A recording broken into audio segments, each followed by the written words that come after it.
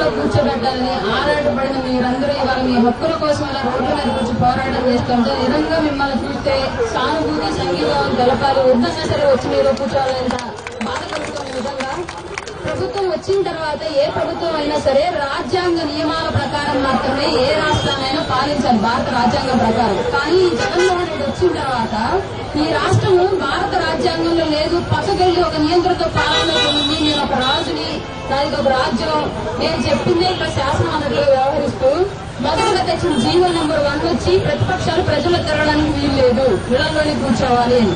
రెండో జీవో వచ్చి ఉద్యోగులు వాళ్ళ హక్కుల కోసం పోరాడడానికి వీలు లేదు, మేము చెప్పిందే చేయాలి, మాకు బానిసలుగా వ్యవహరించాలి అని.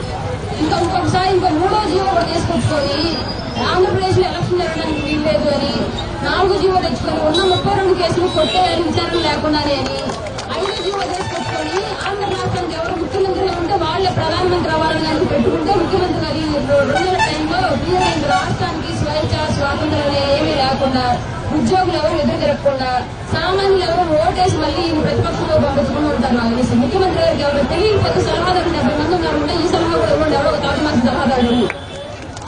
ప్రభుత్వాన్ని పాలించేది పోషించేది అంతా సామాన్యులు, ప్రజలు, ఉద్యోగులు. మీరు చేసే కష్టం, మీ ద్వారా సేవలు పొందిన మేము కట్టే ట్యాక్స్లే ఈ నాయకులు నడిపేది. ఇవాళ వీళ్ళు సంపాదించుకున్న ఆస్తులు, వీళ్ళు కట్టుకుంటున్న భవనాలు, వీళ్ళు దోచుకున్న ఇసుక, మట్టి, మద్యం అన్ని మన ఎక్కడ కష్టం.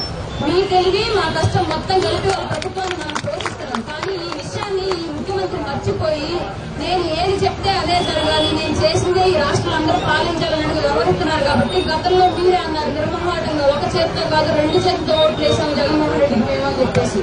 ఈసారి మీరు ఒక్క చేయబడే ఒక్క వేలుతోనే ఓటేయండి, అది ఖచ్చితంగా జనసేన టీడీపీ ఉన్న ప్రభుత్వానికి వేయండి ఓటు. ఈ జగన్మోహన్ రెడ్డి అనే వ్యక్తి శాశ్వత కాలంగా రాజకీయానికి తొలగిపోవాలి. ఇలాంటి నిరంకుశ పాలన అనేది మరొకసారి రాష్ట్రంలో రాకుండా ఉంటారు. మీరేమడిగారు? మీకు రావాల్సిన హక్కులు మీరు అడిగారు.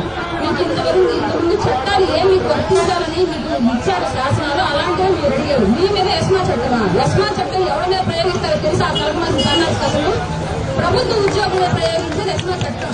అత్యవసర సేవలకి మీరు కనుక ఆటంకం కలిగిస్తే మీ వల్ల ప్రజా జీవనానికి ఇబ్బంది కలుగుతోంది అని చెప్పేసి ఉద్యోగంలో చేరతారా చట్టారా అన్నట్లుగా వ్యవహరించే చట్టం ఎస్మా చట్టం. అట్లాంటి చట్టాన్ని అంగన్వాడీలు వర్తింపు చేస్తారా? ఆ అంగన్వాడీలు వర్తింపు చేసిన మీరు అడుగుతుంది ఏంటి? ప్రభుత్వ ఉద్యోగుల ప్రకారం మాకు అలవెన్స్లు ఇవ్వండి, ప్రభుత్వ ఉద్యోగుల ప్రకారం మాకు పనికి తగ్గ జీతం ఇవ్వండి, ప్రభుత్వ ఉద్యోగులకి అన్ని అలవెన్స్లు మాకు ఇచ్చేలాగా చేయండి అనేది మీరు అడుగుతుంది. మీరు అడిగిన హక్కులు ఇవ్వడానికే మీరు ప్రభుత్వ ఉద్యోగులు కాదు, అవుట్ సోర్సింగ్ కాంట్రాక్ట్. మీ మీద ప్రయోగించే చట్టాలు మాత్రం ప్రభుత్వ ఉద్యోగులు ప్రయోగించే చట్టాలా? ఇదెక్కడ న్యాయం? ఇదెక్కడ ప్రభుత్వం? ఇట్లాంటి ప్రభుత్వాన్ని మళ్లీ ఇంకొకసారి ఈ ఆంధ్ర రాష్ట్ర చరిత్రలో చూడకుండా ఎవరికి కనిపించకుండా మన తరాల్లో కూడా వైఎస్ఆర్సీపీ పార్టీ జగన్మోహన్ రెడ్డి అనే పేరు వినిపించకుండా తరిమి కొట్టాలని మిమ్మల్ని అందరినీ రిక్వెస్ట్ చేస్తున్నాను. రాబోయేది ఖచ్చితంగా జనసేన టీడీపీ కూడా ప్రభుత్వం వచ్చింది. మీరు పెట్టిన న్యాయమైన ప్రతి డిమాండ్ కు మా పార్టీ అధ్యక్షుల వారు, టీడీపీ పార్టీ అధ్యక్షుల వారు ఇద్దరు భరోసా ఇస్తున్నారు. వాళ్ళ మాట మా మాట మీ అందరికీ హామీ ఇస్తున్నాము.